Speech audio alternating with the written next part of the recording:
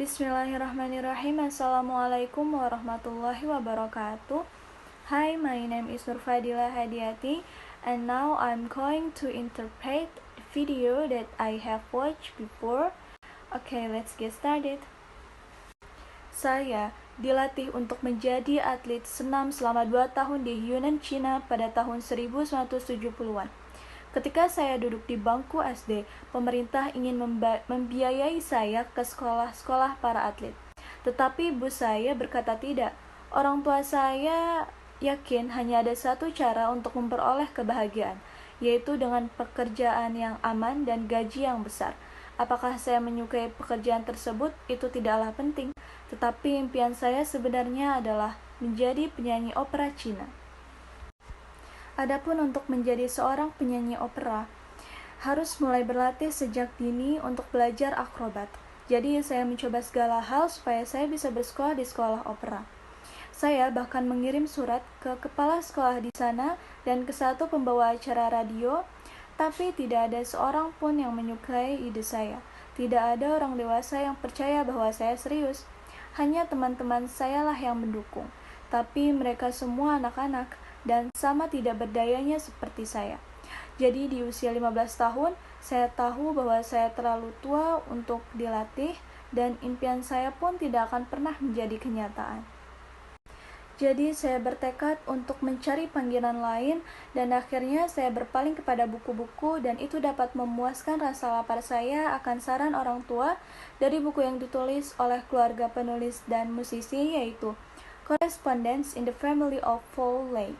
Dan saya menemukan teladan saya akan wanita yang independen di mana tradisi Konfusianisme menginginkan kepatuhan yaitu dari Jane Eyre.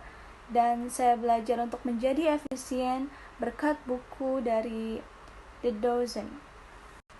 Saya tiba di Amerika pada tahun 1995 dan buku pertama yang saya baca adalah buku-buku yang dilarang di negeri Cina, seperti contoh The Good Earth. Buku ini adalah buku tentang kehidupan petani-petani di negeri Cina, dan adapun Alkitab merupakan buku yang menarik tetapi aneh.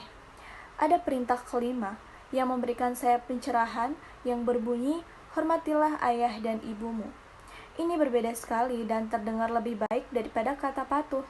Jadi hal tersebut menjadi alat saya untuk keluar dari perangkap Konfusianisme yang penuh rasa bersalah dan memulai lembaran baru dengan orang tua saya.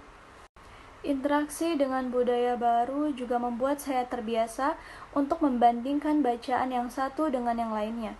Banyak pengertian yang saya dapat. Misalnya pada awalnya saya merasa peta ini aneh karena memang inilah peta yang dipakai oleh murid-murid di Cina.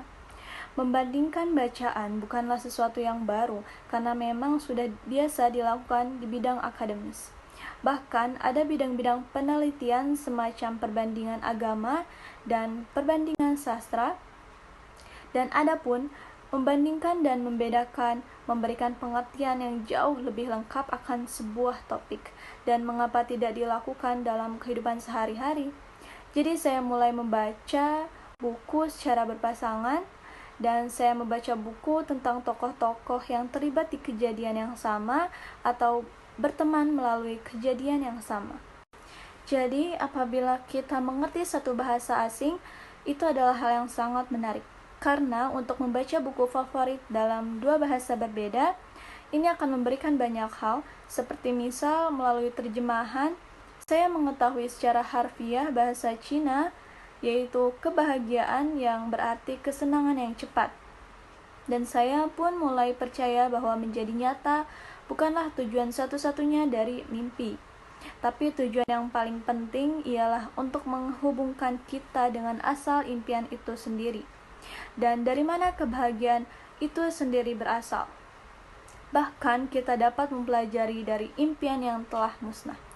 Jadi, karena bukulah saya ada di sini, bahagia dan bersemangat lagi dengan sebuah tujuan dan kejelasan. Dan semoga buku-buku selalu bersama kita. Okay, that's all from me. And the last I say, wassalamualaikum warahmatullahi wabarakatuh.